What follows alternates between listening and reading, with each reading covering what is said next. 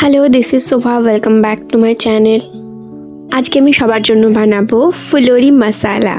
আমি যেহেতু প্রায় রান্না করি, তো মা আমাকে কিনে দিয়েছে একটি নতুন কড়াই। তো আজকে আমি নতুন কড়াইয়ে রান্না করব।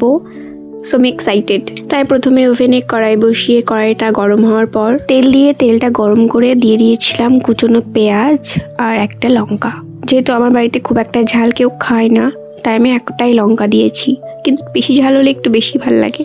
আমি তো হোস্টেলে থাকি, তাই ওখান থেকে ঝাল খাওয়াটা শেখা আমার। দেন পেঁয়াজটা হালকা ব্রাউন হয়ে যাওয়ার পর আমি দিয়ে দিয়েছিলাম একটি টমেটো পেস্ট করে। দেন কড়াইয়ে দিয়ে দিয়েছিলাম রেগুলার মশলাগুলি, পরিমাণ মতো লবণ, হলুদ গুঁড়ো, লঙ্কা গুঁড়ো।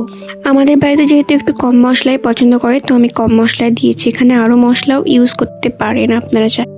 দেন মশলাটাকে আমি 5-7 মিনিট ধরে ভালোভাবে কষিয়ে নেব। এমনভাবে কষিয়ে নেব যাতে মশলা থেকে তেলটা একদম ছেড়ে আসে। দেন ভালোভাবে কষানোর পর আমি দিয়ে দিয়েছিলাম পরিমাণ মতো গরম জল। কোনো রান্নায় যদি গরম জল দিয়ে করা হয় তো একটু বেশি টেস্টি হয়, এটা আমার রুমমেট বলতো। দেন জলটাকে 2 মিনিট মতো ফুটিয়ে নেওয়ার পর আমি দিয়ে দিয়েছিলাম ফুলরিগুলো।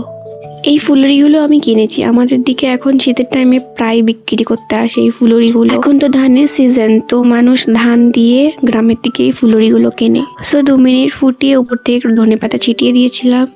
তারপরে রেডি আমাদের ফুলরি মশালা।